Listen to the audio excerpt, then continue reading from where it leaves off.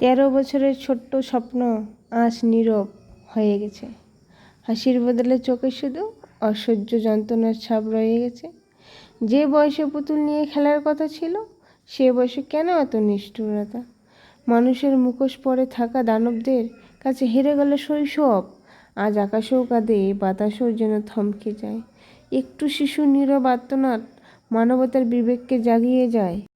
হে সৃষ্টিকর্তা, আর কোনো মেয়ের ভাগ্যে এমন অন্ধকার লিখো না।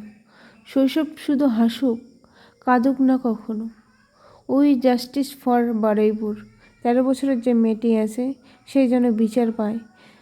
এ যেন আর থমকে না যায়, বিচার যেন পায়। আমি এইটুকুই বলবো। সবাই একটু শেয়ার করবেন, কমেন্ট করবেন, সাবস্ক্রাইব করবেন, যাতে এই ভিডিও অনেকের কাছে পৌঁছে যায়।